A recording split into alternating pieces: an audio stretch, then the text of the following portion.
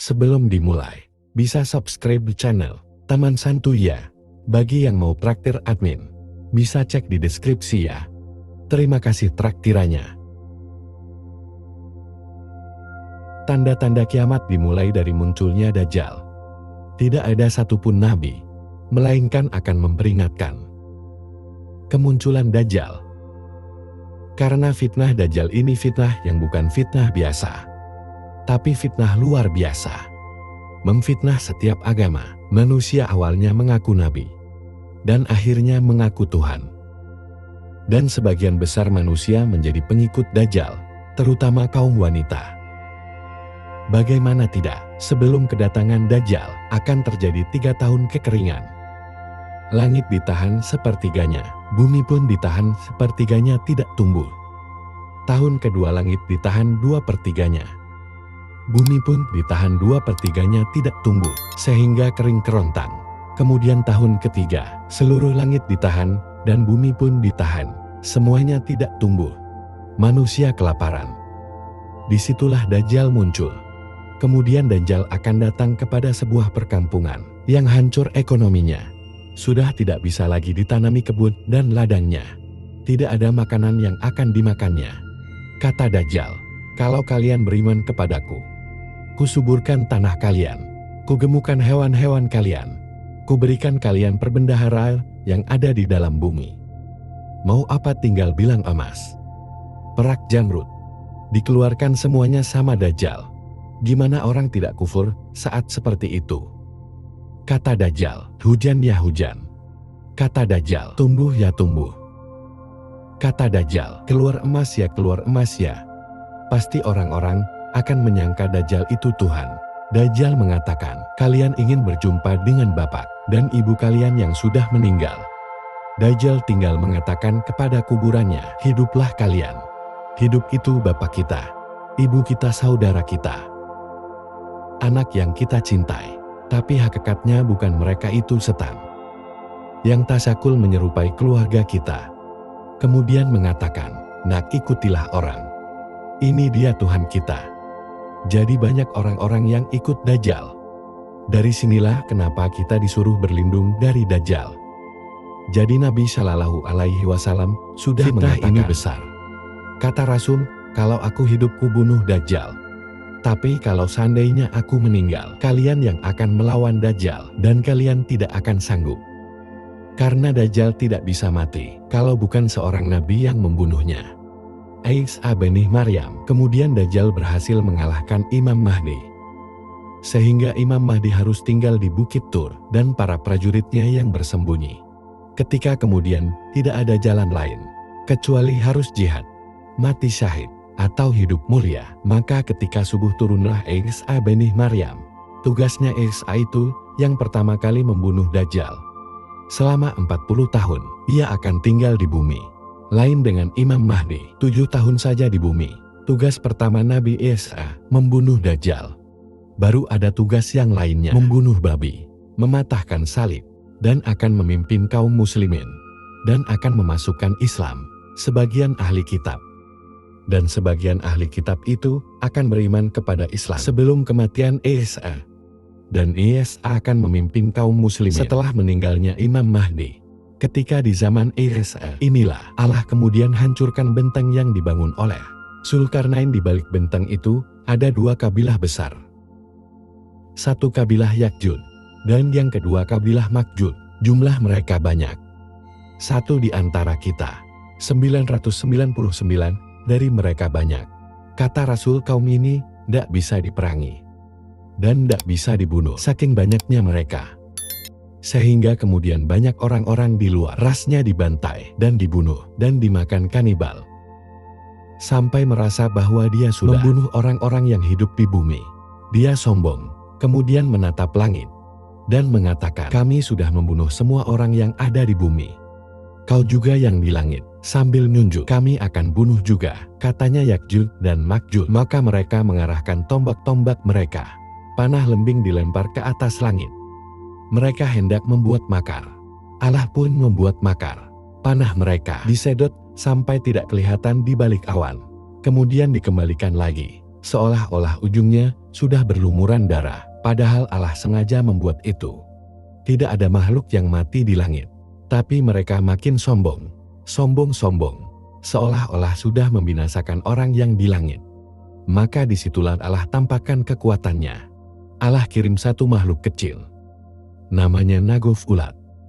Masuk di tengkuknya, satu mati-mati semuanya.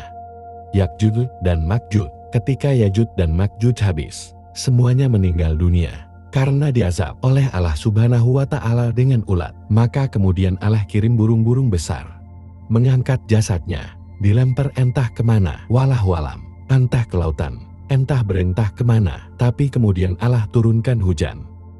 Allah bersihkan lagi bumi, sehingga Isa ibn Maryam dikembalikan lagi dalam kehidupan yang luar biasa. Beruntung orang-orang yang hidup di masa Isa ibn Maryam hidup. Dikembalikan lagi bumi itu sebagaimana aslinya. Berkah di mana-mana, sampai Isa ibn Maryam kemudian meninggal dunia. Setelah Isa ibn Maryam kemudian meninggal dunia, maka kemudian manusia kembali. Sebagian mereka kufur, dan sebagian mereka tetap beriman. Lah ketika itu, orang diabohkan dengan di daerah yang sangat jauh. Di sana di daerah timur. Rupanya Allah Subhanahu wa Ta'ala kirim gempa. Bukan hanya hancurkan satu desa ini, bisa menghancurkan satu negara. Maka orang pun heboh. Ada berita tentang gempa yang bisa menghancurkan negara-negara. Baru saja mereka mendengar di arah timur itu terjadi gempa yang dahsyat. Dari arah barat pula, mereka mendengar terjadi gempa hebat, sehingga menghancurkan negara-negara. Setelah itu rupanya di Jazirah Arab pun terjadi gempa. Di mana-mana, satu dunia gempa. Sehingga orang kemudian kesulitan tempat tinggal, kesulitan ekonomi, keadaan mereka miskin. Mulailah mereka semakin jauh. Maka sebagian mereka semakin kufur, tapi ada juga yang masih istiqomah di sini. Maka dalam kondisi seperti itu, tiba-tiba Allah mengingatkan mereka agar mereka bertaubat. Allah tiba-tiba kirimkan duhon. Satu dunia gelap dengan asap. Asap ini masuk ke rumah, ke gang, ke gua, ke jalan kemana-mana. Nggak ada satupun kecuali menghirup duhon. Setiap hari banyak orang yang meninggal gara-gara menghirup dukun ini. Akhirnya mereka pun sudah mulai sadar. Mereka jauh dari Allah Azza wa Jalla. Mereka berdoa. Ini orang-orang yang ahli maksiat. Mereka berdoa kepada Allah. Angkatlah azab ini. Angkatlah azab ini. Kami berjanji kami akan beriman. Akhirnya Allah Subhanahu wa Ta'ala pun mengangkat azab. Itu hanya 40 hari saja duhon itu. Tapi sudah banyak orang yang mati. Sudah banyak terbakar, kepalanya terpanggang seperti kepala ikan. Maka sebenarnya, duhon itu alamat terakhir bagi orang yang ingin bertaubat. Karena setelah ini akan muncul alamat di mana orang sudah tidak diterima lagi taubatnya harusnya. Ketika dukun itu dihilangkan Allah Subhanahu wa Ta'ala, yang tadinya berzina berhenti berzina, yang tadinya minum khamar berhenti minum khamar, yang tadinya nyembah berhala, berhalanya dibuang bertaubat kepada Allah Subhanahu wa Ta'ala. Setelah hilang azabnya, kufur lagi sebagian orang itu. Maka ketika di malam hari yang sangat dingin, semua manusia tidur. Ketika datang waktu subuh, orang-orang yang beriman bangun sebagaimana kebiasaan. Mereka salat subuh. Tapi orang-orang kafir, orang munafik terlelap tidur. Baru mereka terbangun di jam-jam yang sudah lewat subuh. Tapi langit ketika itu masih gelap seperti gerhana matahari total. Ditunggu sampai zuhur, tidak ada juga matahari muncul. Ditunggu sampai asar, tidak muncul juga. Ditunggu sampai maghrib, tiba-tiba matahari harusnya tenggelam. Tiba-tiba muncul dari arah barat. Disinilah Allah Subhanahu wa Ta'ala menutup pintu taubat. Pada hari di mana nanti akan datang tanda-tanda kuasa Allah Subhanahu wa Ta'ala. Maka jiwa tidak lagi bermanfaat keimanan sama sekali. Baik yang sebelumnya tidak beriman, atau sudah beriman, tapi belum beramal soleh. Kata Allah, maka semua manusia menangis. Kenapa menangis? Para dai berhenti berdakwah. Para ustadz berhenti mengajar. Orang-orang minum khamar berhenti mabuk. Orang-orang berzina berhenti berzina, karena mereka tahu apapun yang mereka, sekalipun mereka taubatan nasuha, sesuai dengan syarat-syarat taubat, tidak bermanfaat keimanan mereka di hadapan Allah. Ketika itulah selang 1-2 hari, muncul binatang disebut dengan Dabatul Minal Ar. Binatang besar dalam hadis gaib, membawa tongkat Nabi Musa dan stempel Nabi Sulaiman alaihi salam. Kalau tongkat Nabi Musa dipukulkan kepada orang kafir, di hidungnya, gosong dia. Kalau stempel Sulaiman distempel di dahinya, bercahaya dia. Hadis ini gaib. Kemudian setelah itu, manusia terbedakan mana mukmin dan mana kafir. Quran diangkat, Islam tinggal namanya. Tidak ada mengenal syariat Islam tidak. Salat tidak. Zakat mereka mengucapkan la ilaha illallah pun. Karena mendengar bapak moyang mereka mengucapkan kalimat itu. Ketika sudah tidak ada salat, tidak ada haji, tidak ada apa-apa yang diharapkan di dunia ini. Maka setelah itu Allah kirim api dari Aden atau hijab Yaman. Yang kalau di malam hari api terdiam, tapi di siang hari api itu menggiring sampai manusia dapat berdiri semua di padang yang disebut dengan Syam. Syam negeri di mana manusia akan berkumpul di situ.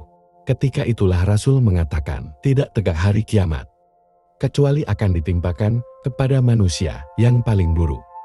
Karena sebelum ini terjadi, Allah akan kirimkan angin-angin yang sangat dingin, yang akan menerpa setiap orang-orang yang walaupun di dalam hatinya memiliki sebiji siarah keimanan meninggal. Sehingga orang-orang yang beriman tidak pernah merasakan tiupan sangkakala. Pertama Israfil. Yang akan merasakan tiupan sangkakala Israfil itu adalah orang-orang kafir. Dan yang pertama kali mendengar tiupan itu adalah seorang laki-laki yang sedang memperbaiki bak minum untuk untanya. Tiba-tiba jatuh mati. Disusul dengan orang yang di pasar, di jalan-jalan, kemudian di rumah-rumah. Bayangkan satu malaikat. Kekuatannya melebihi seluruh manusia dan seluruh jin. Kalau seluruh manusia dikumpulkan, dihidupkan kembali, seluruh jin dihidupkan kembali. Kemudian kekuatan mereka dibandingkan dengan satu malaikat Israfil, maka malaikat Israfil jauh lebih kuat daripada kekuatan seluruh manusia dan jin. Sekali tiup, hancur mati semua manusia